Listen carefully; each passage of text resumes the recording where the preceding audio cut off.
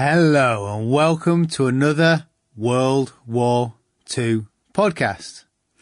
In episode 55, I discussed the Flemish Waffen SS with Jonathan Trigg. Well, since then, he's been busy tracking down the few surviving veterans of the SS who are from Scandinavia for his new book, Voices of the Scandinavian Waffen SS, the Final Testament of Hitler's Vikings. I thoroughly enjoyed the last book, and the new one I stormed through in a couple of days. Being a fellow Yorkshireman with a new book on an interesting topic, I thought it rude not to ask him back.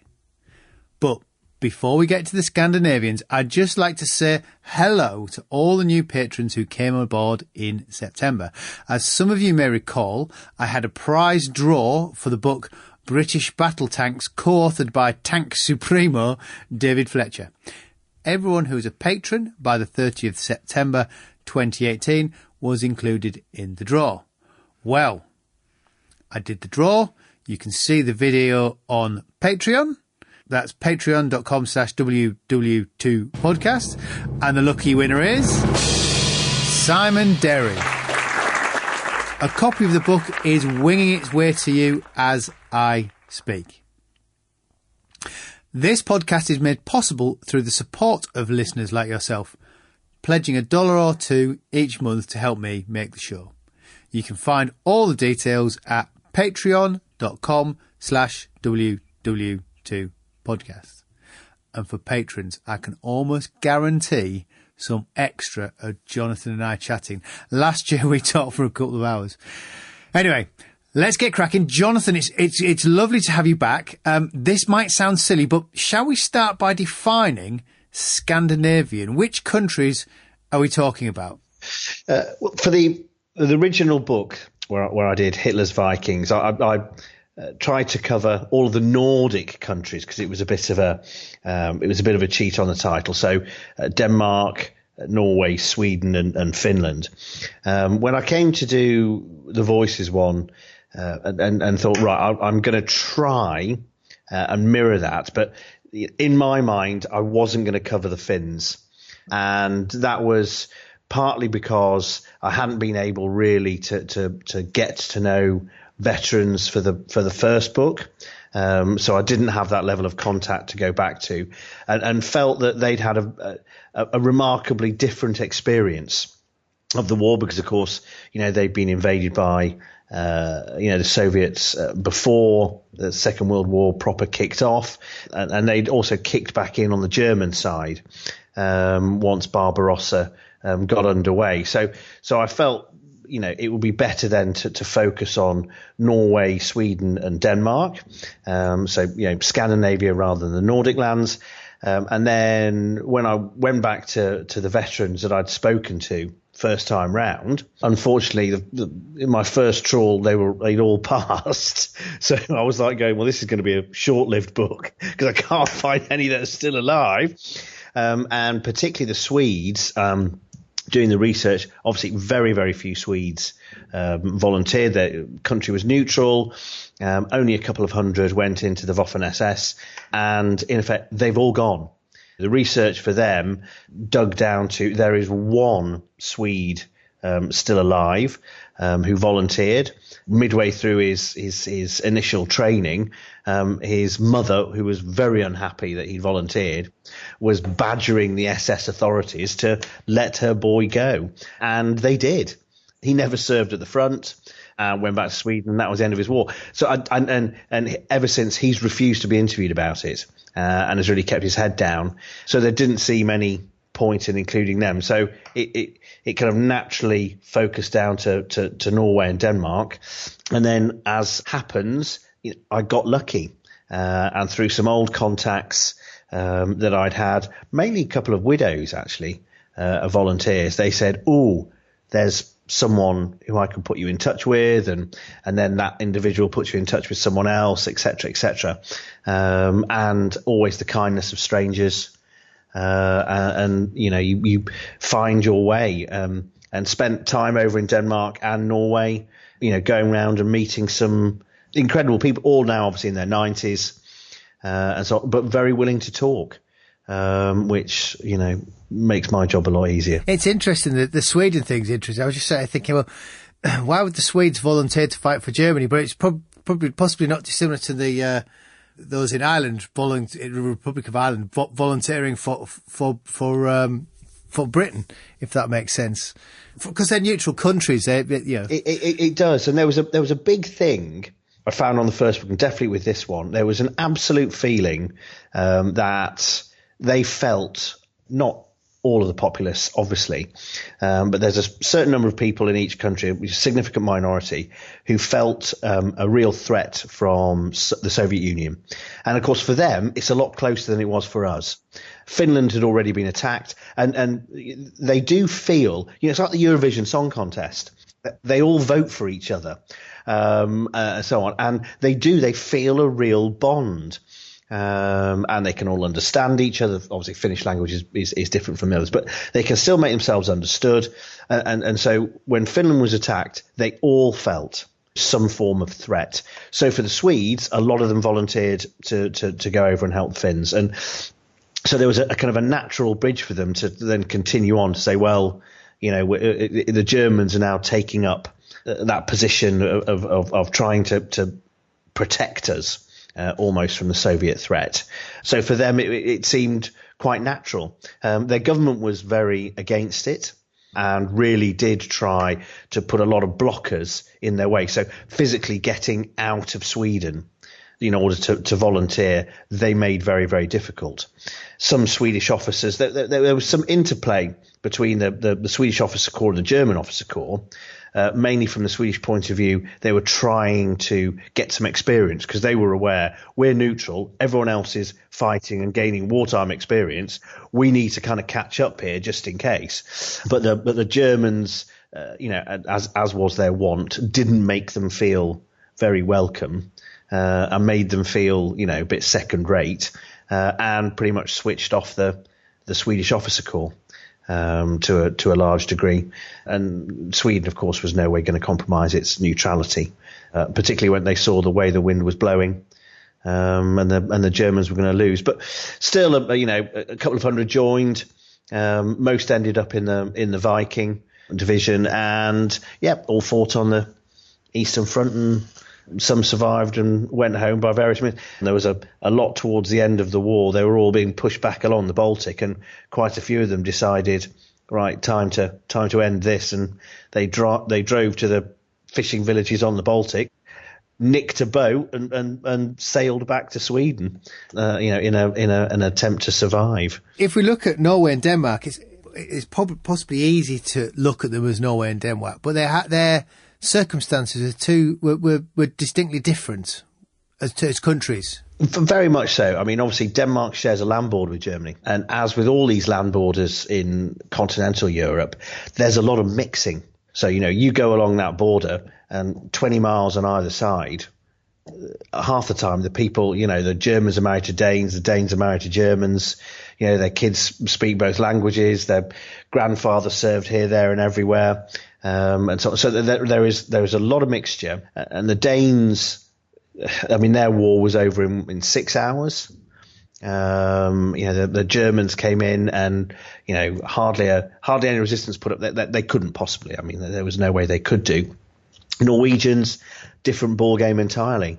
Norway put up longer resistance than France did.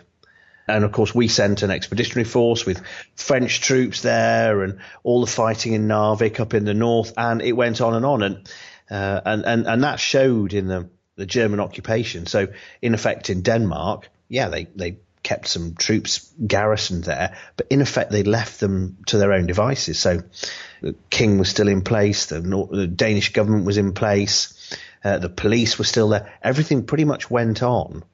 To a large degree, as Norway, very, very different. It would make Denmark, one would say, a much easier ground to recruit from. Yes, and considering the size of the population, they could recruit more there, and they did. I mean, the difference that they had between the two was that Norway had, obviously Quisling's NS party, who had not a big following but a strong following, and because they identified very firmly with the Germans, they were a ready source of recruits. Denmark less so.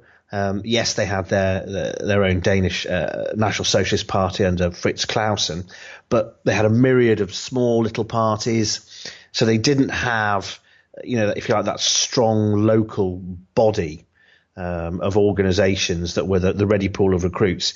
The biggest pool they found by far were down by the border.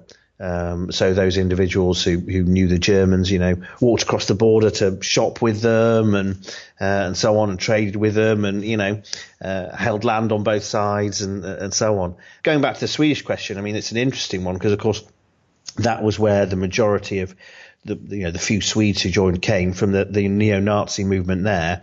And of course, it's interesting to see now that the Swedes themselves are saying that all of their politics is increasingly coming under influence from that same neo-Nazi movement that existed back, in those days. I think I'm right in saying the Denmark, Norway, and Sweden, they didn't really have a particularly strong, popular movement of sort of that National Socialism bent pre-war, did they? No, very much so. I mean, it's nothing like, for instance, the France, Action Française, and the Croix de Fer, and all of that, where there really were lots and lots of parties, but we're talking hundreds of thousands, if not millions of supporters. Sweden, Denmark, and Norway all had functioning parliamentary democracies. Their biggest parties by far were, what we would call social democrat. These days they had their extremes of left and right, communists and Nazis, but they were tiny. It's very well documented. All the electoral figures are there. It's 2-3% of the voting populace, if that. In our system today, first past the post, they'd be dead in the water. They get absolutely nothing. They might have one councillor in Barking or something, whereas there they did get some representation in their national parliaments because they had proportional representation, but they were always minority, and were never able to break through. But it came across, particularly in Norway, actually less so in Denmark. One of the effects that had was that those people involved in that political scene, so members of the NS in Norway, for instance, even now, all these years later, they feel very tight-knit, and they feel that they are a community apart, that they really do. And that came through very, very strongly. And then therefore, when, the call to recruitment came forward, they felt that they were being appealed to directly. And that, they weren't all happy to volunteer. It definitely wasn't the case that, all members of the NS volunteered, or all volunteers were members of the NS. But there's a big correlation, without a doubt. And they felt a certain amount of obligation to do it. That was one of the really interesting aspects of it, to be honest. Well, something else you brought out in the book, which had never occurred to me from Denmark's point of view, if you look from a nationalist point of view, they'd also lost territory. I hadn't thought of it that way, that they'd lost certain territories. They'd lost Faroe Islands, Greenland, Iceland. And so you think, oh, well, from a nationalist point of view, you've lost that, but not to Germany. So it's almost like an argument to justify what you were doing by joining up.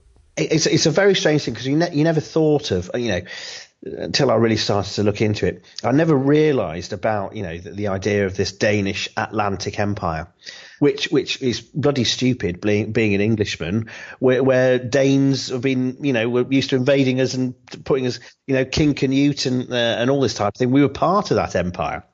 And so on. So that's absolutely a historical perspective, and so I should know better.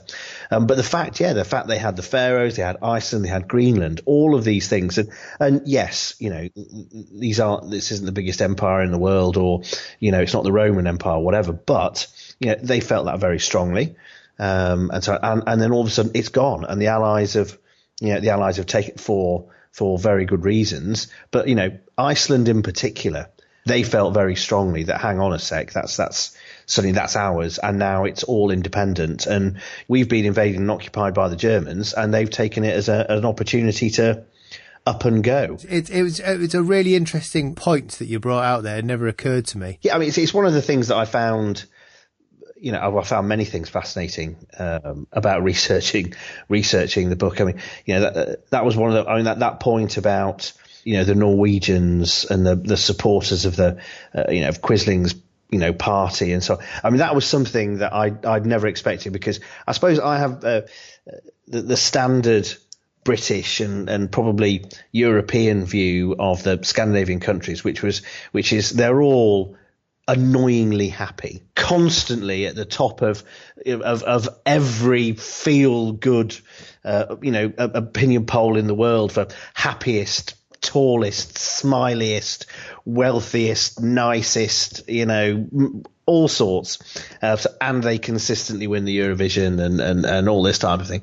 And so you just think that they are very socially liberal and very at ease with themselves as societies, and everyone just walks around, driving Volvos and living lovely lives and just being very happy. And then you actually find that there are divisions within their societies, particularly Norway, that you just don't expect. And that was a real surprise to find that on both sides of this divide, decades later, it is still there. This feeling about the ex-NS members and their families.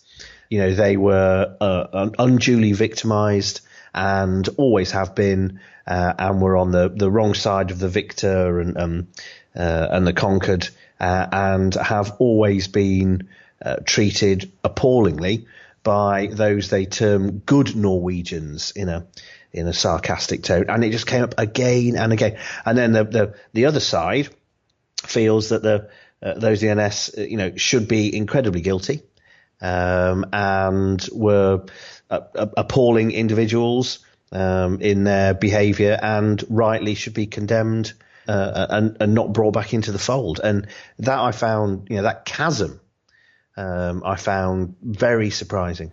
If we're looking at these men that volunteered, these NS men, if we look at their background, do they have anything all in common? Are they all, I don't know, working class, or is there a common bond before they all joined up, your families, or are they a prejudiced?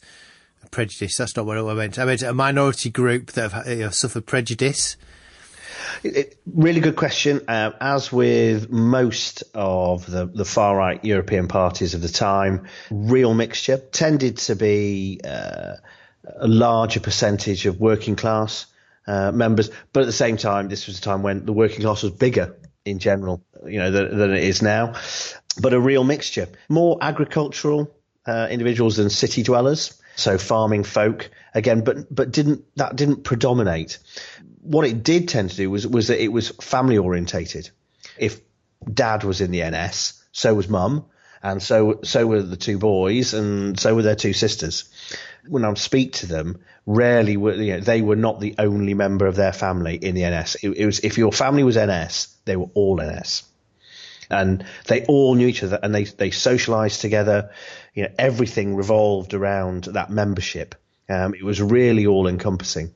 But apart from that, no. I mean, they seemed spread without a doubt, both in Norway and in Denmark. The Danes, in terms of, as I said, they tended to be in the south of the country near the German border. That was probably the biggest common link between them. But it didn't stop them from being on the island of Funin or up north in Aarhus and so on. So there was members all over the place. It was just a greater concentration down by the border. I mean, we're talking the SS specifically, not the Wehrmacht, aren't we? Because it's the SS were using it as a way of circumventing limited growth. I'm not sure I'm articulating that very well, but allocation of recruits. And so on. So yes, they were only, the Waffen SS was allocated a tiny percentage. Obviously, the army got the lion's share. Then it was the Luftwaffe. Then the Kriegsmarine. SS were down at the lower end of the gene pool. In effect, the percentage that they were given at the beginning of the war was just enough to keep their units at their current levels, not for any growth, and let alone if they started to have any serious casualties. So yeah, it was a case of, right, what do we do? They were very, very good innovators in looking, how do we get round this? I mean, it's almost like, if they were civil servants trying to get round EU law, they'd have probably done a very, very good job at it. And the chief guy who was doing it was a guy called Gottlob Berger, who was a Swabian ex-gymnasium teacher. He was a gym teacher by kind of profession. Who very interesting family. Him and his brothers served in the First World War, and I think he'd lost something like, I can't remember now, I'm losing my memory, but he'd lost like 4 or 5 brothers in the First World War, one of whom had been executed for espionage in the States, and the rest had all died at the front. But, in effect, Himmler threw the problem at him and said, how do we get more men? Come on, Gottlob, tell me how we're going to do this. And the 2 sources that he came up with were, right, we'll go for ethnic Germans, the Volksdeutsche. Because again, Europe, there were German communities. Unfortunately, the vast majority are gone now, but spread all over the place. And of course, the Wehrmacht had no call on them. So the SS could go in, could appeal to the ethnic German population, and got volunteers, and after a while actually started to introduce conscription on them, to bolster numbers. That was later on in the war, and they were from everywhere. So they were from Yugoslavia, Hungary, Romania, even the Soviet Union, as was obviously, Volga Germans and so on, large Germanic populations. And the other source was volunteers, specifically Western Europeans to start with. Obviously, the SS wanted to keep up its Nordic, Aryan Superman idyll, etc. And of course, in that, the Norwegians and the Danes, and obviously Swedes and so on, fit in perfectly. This whole illusion, tall, blonde-haired, blue-eyed, Viking horned helmet wearing type thing went down very well in Hitler's little racial fantasy world. And so, yeah, he was the driving force for it. And of course, the army in particular could do nothing about that. The SS were operating as they wished, so they could set up recruitment centres and pull people in. And when these guys were recruited, did they volunteer for their own? I guess are they brigades to start with, or regiments? Is there a foreign legion, or is it a Norwegian foreign legion? And then can they say, well, I'm only volunteering for this, so I only want to go to Finland, or I'm not going to fight the Allies. Or did you just volunteer and do as you were told? To be honest, Angus, it was the way that it worked was almost kind of very un-German, in terms of again. Our kind of prejudice on Germans, and particularly the German war effort, is that they're incredibly efficient and very well organised. And I'm sure as you come across, with all of your reading and research, is that it's amazing just how disorganised and inefficient that they were. So when they started, they had the idea, right, we will have whole regiments of these people that in effect will incorporate into the SS as just, normal regiments and so on, and we'll mix them up a bit. So they had, they wanted if you like, a Western regiment, which was the Dutch and the Flemish, and then we'll have a Northern regiment, which will be, Danes, Swedes, and Norwegians. And then they realised that wasn't going to work, and that individuals from those countries, a lot of them, wanted to have their own national unit with their own insignia and their own officers and language of command and so on. So they set up a whole series of national legions. And then at the same time, you could also go in and volunteer and end up in one of the other units if you so wished. Or even if you didn't wish, it was complete happenstance. It was just what you were doing that day. If the guy, ticking the boxes on the paper said, oh, right, you're going too. So, one of the guys I interviewed, Andreas Fleischer, who probably still could, I think, get into a uniform and carry a gun, even though he's in his 90s. He joined, and he's Danish, and he could have joined the Danish Legion, which was the Freikorps Denmark, and so on. And he wasn't even given a choice. He just joined, and they said, right, you're going into this unit. And they sent him to the Totenkopf, which is a wholly German unit that had no history of having Danes in. And its commander said he didn't even want any foreign troops.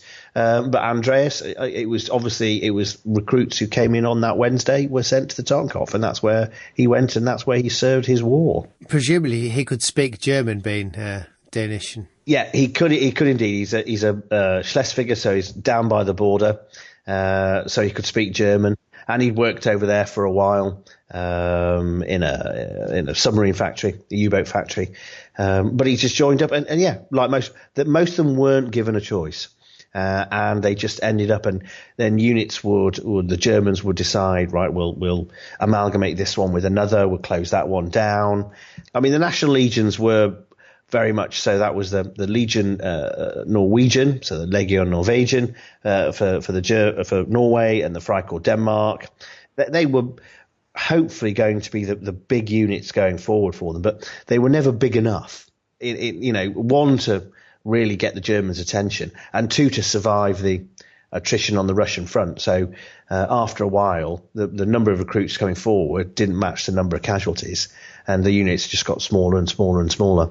And then they just decided later on in the war, we'll try and amalgamate them all together. And that's when, more and more Scandinavian recruits were sent to the Viking division. And then that's when in 1943 they formed the Nordland. Even then, the basis of those two units was fundamentally German. That was always the case. They could never have enough recruits because the attrition rate was just too high. How were they used? Were they predominantly used in Finland, or were they just thrown in piecemeal as and when on the Eastern Front? It was more of the latter, less of the former, and in fact that was a real bone of contention for a lot of the volunteers. Because a lot of them really did feel that they wanted to go and support Finland. And they wanted to fight on the Finnish front up around Leningrad. And they wanted to serve alongside the Finns. And the vast majority didn't. The Freikorps Denmark, absolute classic. So lots and lots of Danes, the vast majority feel, yes, we're going to go and support the Finns. And then they were all paraded and told, right, congratulations, you've all now passed out and units all ready to go, and we're going to send you to Demyansk, and we're going to fly you in to a pocket, and you're going to serve alongside the Totenkopf, and and they said, well, where's the Finns? And they went, about 800 miles that way, and that was the way, and they weren't given a choice. I talked to one veteran for the last book, actually, called Bjarni Dramstad, who was very upset. And he said we all just sat there, in effect, going, right, that's it. We don't want to do it. We want to go and fight, and support the Finns. And the German officers just went, no, I don't think so. That's just not the way it works. So they all went into Demyansk, and not a very pleasant experience that was. I mean, obviously the SS are tarred with all kinds of atrocities and politically motivated duties, I guess, his anti-partisan duties and other possibly, if say, internal policing of occupied areas. Did they get those jobs, or were they solely used as infantry by the SS, frontline troops? As units, they were almost entirely used as frontline troops. So that's where the units were, and they were in the front line. Now, there were individuals who were kind of caught up in the system, if you like. Probably not a good way of articulating it. But so, for instance, in the book, there's a guy called Helmuth Rasmussen, who's a Danish volunteer who I very much wanted to interview for the book, but unfortunately had been the target of an investigation from the Simon Wiesenthal Centre, a year or so before, and had been investigated by the local Danish police and authorities, and it had scared him witless. Very understandably, because he just thought, here I am, I'm 94 years old, and I'm going to be like Oscar Gröning, the Auschwitz guard. I'm going to spend the last years of my life in prison. I'm going to die inside. In the end, the authorities didn't find enough evidence to prosecute. The case was dropped, and so on. But it scared him enough that he decided he wanted to keep his head down and not be interviewed. But what they were looking at him for was that on his way to the front line in Russia, he went through a transit camp at a place called WWII, where there was a Jewish labor camp. So it wasn't an extermination center. It wasn't Auschwitz-Birkenau or Treblinka or Belzec or anything like that. And neither was it a concentration camp in the Dachau kind of version of Sachsenhausen, the Ravensbrück that we look at. It was a labor camp, but that didn't make it, any less, dreadful and unpleasant. And the fact is that, it was Jewish labor that was kept there, that was forced labor, and they were beaten, starved, and worked to death, and maltreated, tortured, and shot. So, vastly unpleasant. He was a guard there for a period of time, and then went onwards to the unit at the front. And, did he participate in that? There is no evidence that he did, but then again, there's no compulsive evidence that he didn't either. And the charges levelled by the Wiesenthal Centre were that he was a guard there and saw what was going on, and therefore was complicit, by just being part of the system. And I think there were elements of that. I mean, I interviewed one guy briefly called Olaf Tuff, who was a Norwegian, who did, and I included that in the book. He participated in an atrocity whereby, they herded locals in Russia into a building and then, machine gunned them inside and set fire to it. And he was he was open about it. He felt desperately ashamed for it and had never really spoken about it. But again, as units, can I put my hand on my heart and say that none of the volunteers, carried out atrocities? No, definitely can't. Can I also put my hand on my heart and say that they all did? I can definitely say no to that. But the level of involvement, it's incredibly difficult to tell. How are these men viewed at home when they volunteered? I mean, the vast majority of the population are not card-carrying National Socialists. I mean, could they parade around in their uniforms on leave, or did they even get leave? Yeah, they definitely did. They went home, they had leave, saw their families. That's a really interesting question, Angus, because again, talking to, if you like, some of the other side, so both Danes and Norwegians who around at the time who weren't, part of, that movement. We're not talking about, resistance people. We're talking about just average, everyday citizens. The kind of the feedback from them was that they felt that those people, the volunteers, had let the country down, were traitors at worst, collaborators at best, that they shouldn't be doing it, and that, they tell stories constantly of, yes, they would see a Norwegian or a Dane in SS uniform in the town, and they would be harangued and berated by locals who would be shouting abuse at them, and they'd be getting into fights because they were so detested and so on. And yet, talking to the volunteers, it's a completely different story. Completely different story. 201, they all said, no, we went home, we'd wear uniform, and sometimes we get uniform out. Most of the time, we go home and then just get changed because it was nice just to be in casual civilian clothes for a while when you're going out for a few beers.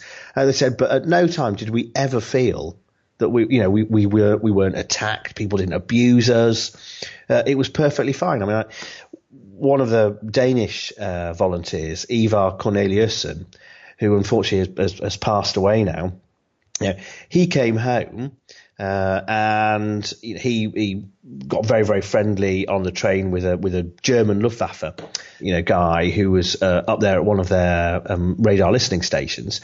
So he invited the German to his house, and the German came round, and then his kind of cousin and friends all come round, Ivar's, and they all find out that they're all in the resistance. So, and they know Ivar's an SS volunteer, and his mate is a German, Luftwaffe guy, and they don't have a problem with it, sitting around having a few beers, and then they actually say, oh, by the way, that thing you're sitting on, that chest of drawers is full of our explosives, and they open the chest, and lo and behold, there's all the explosives, and so they say, oh well, just one of those things, and nothing, there's no problem. And I didn't get a sense at all that there was dramas. I mean, there were assassinations. Funny enough, one of the guys I talked to, a guy called Holger Thor Nielsen, who is a serving sergeant major in the Danish army. I think Holger's coming up to retirement now. He's been in uniform for a long, long time. But his family were very, very involved. And so he had, his grandfather served, and his, uncles and great uncles and so on. And at least one of them was assassinated at home for being involved and being an SS volunteer. But that was the only individual I could found that said, yes, there were, my family had some problems because of that. I mean, as always in the war, not unsurprisingly, as the war was coming to a close, and it was obviously the Germans losing desperately, and so on, then the level of resentment and open hostility towards volunteers and their families and so on, increased exponentially. And it's the classic, oh, we're all in the resistance now. Just as you're about to get liberated. In Denmark, you've also got that strange thing where there's the free election, isn't there? In 1943, the Germans allow a free election. Yeah, I mean, amazing. I mean, absolutely amazing that in the middle of the war, the Germans, despite all the evidence to the contrary, think that, hey, if we allow a free election in Denmark, the Danish Nazi Party will come romping in. With a massive majority and can take over, and we'll continue to be friends. And lo and behold, when they are totally trounced and do just as badly as they have always done, the Germans are taken by surprise. And yes, and then there's strikes. There's a whole series of strikes, actually. I mean, everyone talks about the general strike of 1943, but actually there's a multiplicity of kind of strikes. And it just the Germans are caught completely by surprise.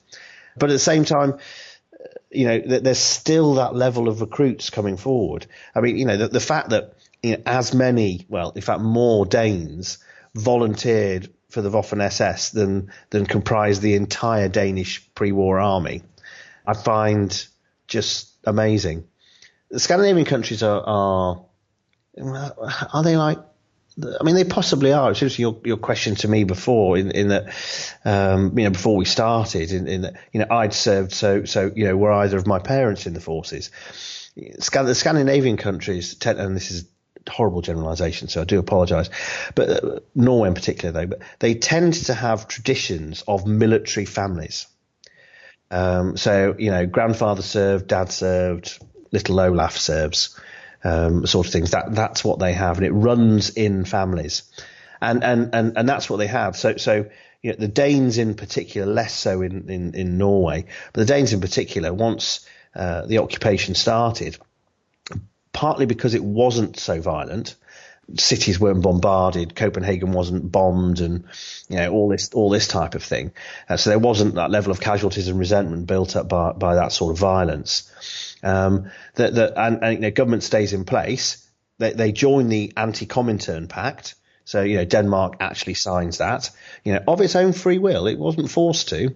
And in effect, they're cooperating with the Reich. And then all of a sudden, they promulgate a law that says it's perfectly acceptable for members of the Danish armed forces to join the Waffen SS. And a lot did. And they see their, opportunities for advancement. They're career soldiers, for advancement in the German military that they would not get in their own, and experience and so on. So unfortunately, one of the other guys that's passed away, Eric Brewerup, who ended up in Canada and was married there with a family and so on. Very, very nice man indeed. And that's what he did. He was a cavalry officer in the Danish army. After the invasion, he then got permission to join the Waffen SS, did, and was meant to go into the Freikorps Denmark, and they would have ended up in Demyansk. But as it is, just got switched at the last minute, as happened a lot to the Viking division. Served out in Russia for years, basically until the end of the war. Afterwards left, emigrated to Canada, joined the Canadian Army, served in armoured cars there. He then became a whatever the Canadian version of a bush pilot is, to cover their vast expanses and so on, and did that, and then retired. Lived with his family there for many happy years until unfortunately he passed away. But for him, he saw no problem in being a Danish army officer and then becoming a Waffen SS volunteer. I wonder why they didn't just join their own army. But I guess, I might be wrong here, but, for young men who join the army, they join the army for a bit of daring do, a chance of action. Well, those occupied countries, their armed forces are not really going to be doing that, are they? So if you can sideways move into somebody else's forces, you're going to get what you possibly joined up for. Yeah, very, very much so. It's one of the issues that I've always found fairly fascinating, for instance, is that you don't join the army here, or you don't join the army kind of anywhere, and then go, oh my God, you mean I'm actually going to have to fight?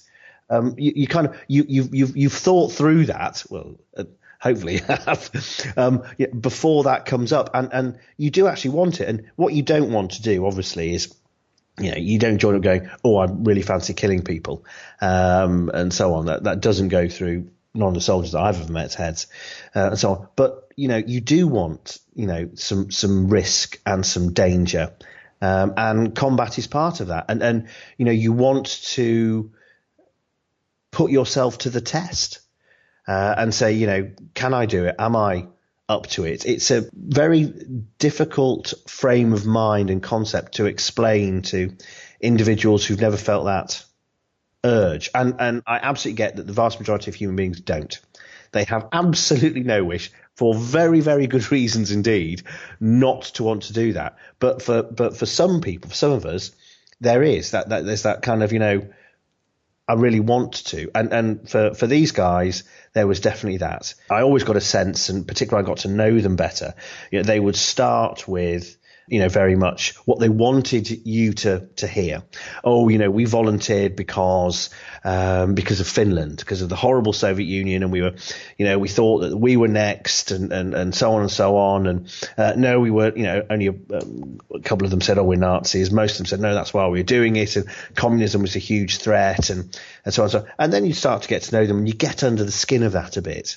And it would be, well, actually, yeah, and I was 19. And it was really boring.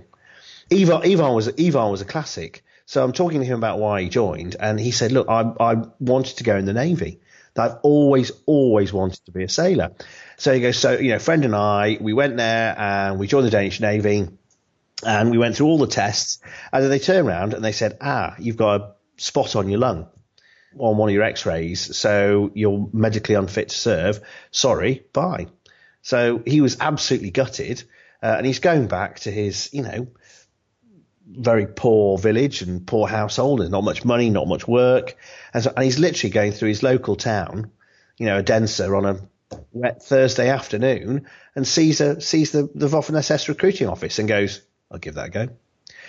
And that is literally it. And I'm sitting there going, "No, come on." And he said, "Well, no, that was." I thought, why not? And did all the paperwork. And they came, picked me up about a week later, and took me off for training. And that was it. And then once you're into the system, you tend to rationalise things a bit more away. You go, well, I'm getting paid, not a ton of money, but it's a steady wage. I'm getting fed, I'm getting clothed, housed. I've got a structured existence. I get leave. My family is then looked after, because then there's a whole kind of, welfare organisation that the SS had to look after families of volunteers. And yes, it's not all encompassing and brilliant, but it's something. then they give you all of the lines going, oh yeah, when we win the war, you can, we'll give you an enormous farm and a castle out in the Ukraine and all this, and you'll have horses and dragons and goodness knows what else. And whether they believe that or not, is up to them. But then you're in it, and you're part and parcel, and you're with your comrades, and you're trained, and you don't want to let them down. No, you're sort of on that conveyor belt, aren't you? As these men are volunteers, I guess unlike Germany, which is mobilised through conscription, as these men are volunteers, is there a mechanism for them actually to leave? Can they quit or? As with everything, bureaucracy is the all-important part that governs warfare. Yes, so they had to sign contracts. So it was your employment contract. Funny enough, the difference was that most of the Norwegian volunteers were given an option to sign on for a year. So it was a year. Some did, some signed 2-year contracts, but the vast majority just went on a year-by-year basis. And then at the end of the year, you could sign on or not for another year. Whereas the Danes, they were given, majority of the time were given a kind of a 1-year option, but they were pushed heavily down the road of as long as the war lasted option of contract. And most of them signed that one. But at certain points, they would decide whether they wanted to stay or not. So one of the Norwegians, Ernulf Bjørnstad, down in Russia, and he was fighting down in the Caucasus, and he finished his contract, and that was it. Called in by his company commander, who literally said, right, your time's up. We really want you to stay. If you stay, then we'll send you to, Bard Turles, to the officer academy. You become an officer, and, you have a career, and you have great, opportunities for advancement and promotion. And he just went, no, thanks. No, I've done my bit. I'll go home. So that was it. It was hand in your kit and off you go. And then Magnus Muller, one of the Danes, he hadn't officially ended his contract, but he was part of the Freikorps Denmark, and the Germans decided they were going to disband it. And they said, right, they're going to disband the Denmark. You've got to go and join the Nordland division. And he went, no, I don't. I didn't sign up for that. I signed up for the Freikorps. So he said, so I'm leaving. And they went, no, you've got to stay. And he just went, no. And it just kind of, batted back and forward until they said, oh, okay then. And he just left, and he just went home and, went back to the family farm. It's amazing because so many men obviously were conscripted to fight the war. They could just sort of hand your papers in and say, oh, well, I'm off now. Exactly. It was so different for them. They definitely felt, we will do it for a period of time, and we'll see how it goes. And if you were a German conscript, that was it. You were in, come hell or high water. But the volunteers weren't. As the war closed, how were they treated when they returned? It was just sort of swept under the table. It depended. The Danes and the Norwegians, actually, the authorities were quite rigorous in bringing them to account.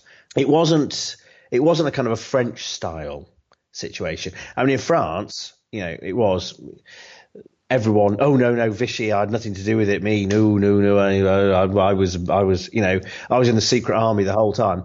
And they'd grab a gun and they'd shoot, anyone they felt the urge to shoot. And there was an awful lot of street corner justice. With a lot of people killed or abused or whatever. For half the time, very little reason. Norway and Denmark tended to do things in a judicial way, or at least that's the way they framed it. But it was no less kind of thorough for that. So if you had served, or if you were still serving, that was it. You were arrested. And so if you had served, then you were arrested. A lot of your family members were arrested. Going back to that idea of, particularly in Norway, dad was an NS member, so was mum, so were, the 2 boys and the 2 girls. You'd be arrested en masse, all interned, and then they had to figure out what the heck to do with them. And there was a lot of them. I mean, thousands. And so they went through a screening process, and in the meantime, they in effect stayed locked up in prison until the authorities decided what to do with them. A lot of the justice was, I think we would term it now, questionable, where weren't sure, get them in front of the beak, and it was right. You served in a German unit, so 2 years. 2 years behind bars, off you go. And it was like, well, what exactly for? Can I have a lawyer? What about the evidence? No. 2 years, get away. And it's partly, of course, because of the sheer numbers. They had to do it, but also they felt they had to kind of put it behind them, and they wanted to put it behind them as quickly as possible.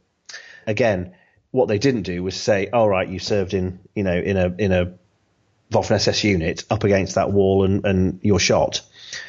So it wasn't Soviet justice, but in the societies that they were and still are, that whole process has really left a huge sore with those who underwent it and their relations. They feel as though they were victimized.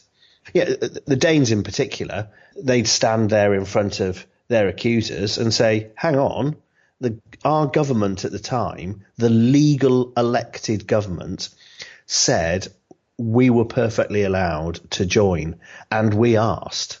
And they said yes. And, the Free Corps in particular was set up with the permission of the Danish government. Ever since, there's been a lot of kind of wrangling about the exact wording. So was it set up by the Danish government, or was it sanctioned by the Danish? And all of that, to be honest, is just legal mumbo jumbo to cover the fact that the Danish government, for a host of reasons, said it was okay. And so those individuals joined, and then at the end of the war, they're thrown in prison for it. And they felt, and still feel, if they're still alive, really disgruntled and very, very resentful about that. And in Norway, of course, it's back to that issue about being a member of Quisling's party and so on. That they feel as though that was it, that was enough. If you were part of that, then that was the only thing that needed to be said. Whether you'd volunteered to join the SS or whatever, it didn't matter. You were anything to do with the NS, bang, you were in the firing line, and you and your family were victimized.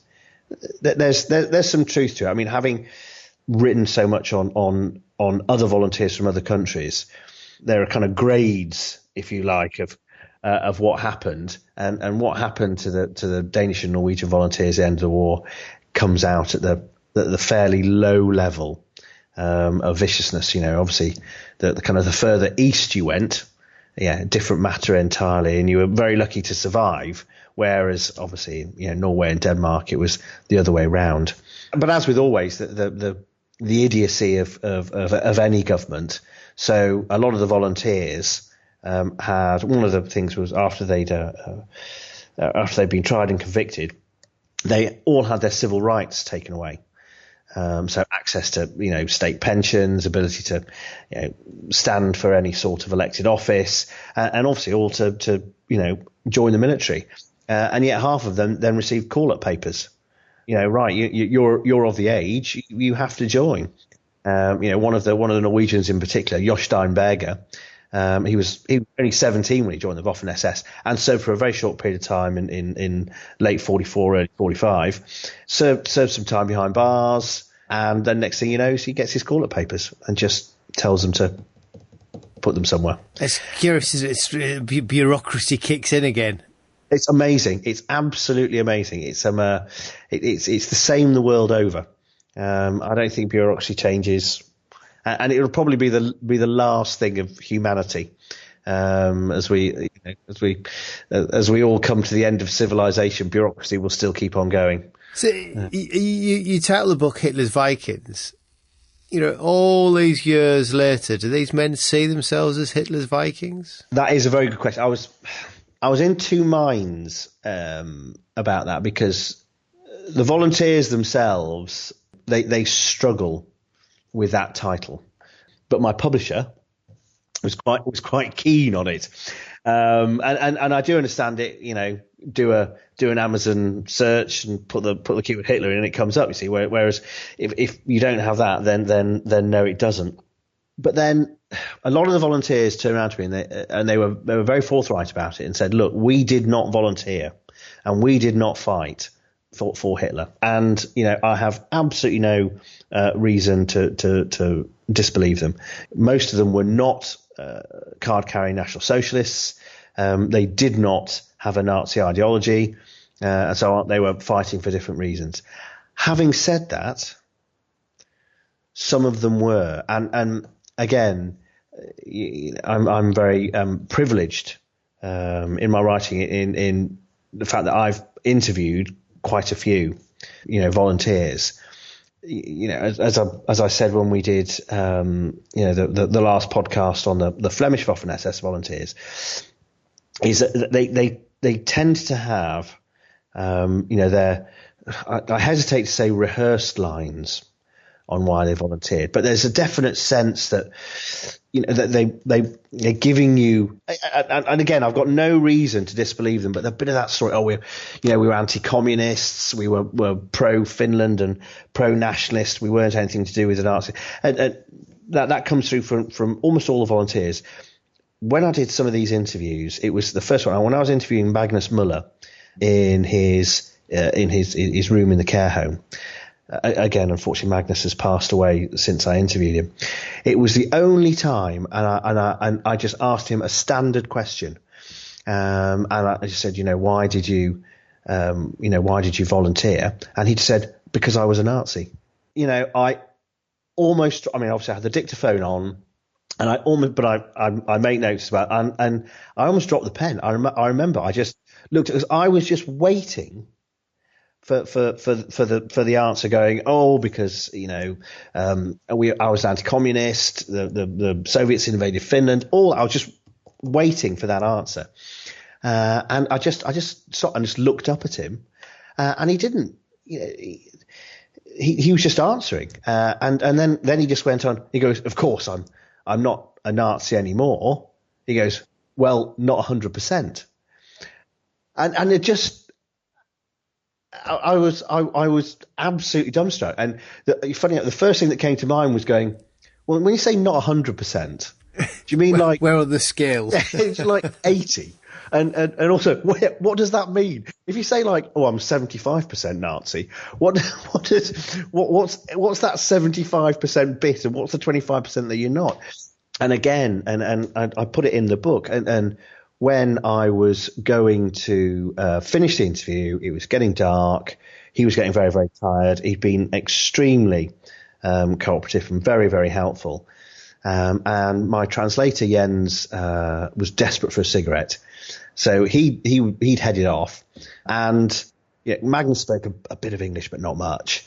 I went to leave, and he flung up a Nazi salute and just looked at me. And he just, his right arm went straight up, and he just said, "You British should never do that, would you?" And thought, well, no, actually, we just would. But it was the first time, really, where I thought this guy is just being very, very straight with me in terms of his motivation. He was a Nazi. And he believed in the ideology, and that's why he volunteered. And yes, there were other things. Yes, he was anti-communist, and yes, he wanted to help Finland and so on. But the core reason why he joined was that he believed in Nazism. To be fair, the vast majority of the rest of the volunteers didn't. You could tell, Eva. Why did Eva join? Wet Thursday afternoon. Nothing to really go home to. Career in the Danish Navy was out, so need a job. Might as well do that. He's the guy who lost an eye, isn't he? Yes, and still, so until he passed, once a year, one of his friends, a guy called Hans, would take him over the border into Germany, and he would go and get his eye serviced, and he'd have a medical. This was all part of his kind of military pension from the German government. So he would go and get his eye serviced and replaced if necessary. and he'd have a full medical and X-rays, and so on. And he was still full of shrapnel from the T-34 tank shell, and of course it moved around. And he showed me a lump on his hand, and you could feel it was a little pea pod under the skin. And he said, yeah, they periodically come up, and when they reach the surface, sometimes the doctor, a bit of local anaesthetic, just cuts them out. Just amazing, but amazing that after losing his left eye in 1943 on the Dnieper River, he went through convalescence and so on, and then was back at the front. You wonder if these men are traumatised to go back. They have nothing better to do, or when he presumably could have had an out because he's not even German. One of the things I've noticed when I've interviewed quite a few of the volunteers is when they get wounded, you can get lost, if I can put it like that, in the convalescent system.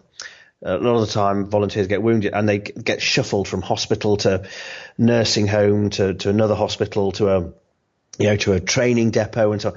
And so it might be 9 months or a year before they head back, and then it would be a view of, well, do we go back? And a lot of the time, individuals like Eva said, no, I want to go back. I'm being given somewhere. Oh, they'll send me to another training depot, or they'll send me. No, I want to go back to my regiment, to my friends. And they'd go, and that became very much kind of standard practice. I can't remember offhand what the figures were, but obviously they increased as the war progressed. But the number of soldiers on the Russian front who were had been wounded once, twice, 3 times, and were back there again, and serving is just incredible. And it was, they just have to keep on going back. Andreas Fleischer, he was wounded 3 times, and he consistently recover and then get back to the front. And it was just seen as standard. If you wanted to, there was usually some way out. The highways and byways of the military convalescence system. But if you wanted to get back, then fair enough, there was a way to do that as well. And they all tended to do so. Magnus was one of the few that had decided enough was for him. Björn Lindstedt, Norwegian volunteer. He deserted, but he deserted the day before the war ended, type of thing. It literally was a couple of days, and so on. So I don't think that really counts. And Björn had been wounded as well. Obviously, that was the fighting from as they retreated back from Leningrad into the Kurland pocket, and he'd taken a big hit. But again, his unit, he could have gone back to his unit, but they shipped him to Norway, and he stayed in uniform up until a couple of days before the end of the war. Yeah, remarkable stories. Thanks, Jonathan. It seems like a good place to leave it for now. So, Jonathan's book is Voices of the Scandinavian Waffen SS, The Final Testament of Hitler's Vikings. I'll put a link on the website. As I say, I thoroughly enjoyed it. If Jonathan and I have any more to say, I'll put that out for patrons. If you're not already a patron, head to patreon.com/WWII podcast. That's all for now. I'm Angus Wallace, and thanks for listening.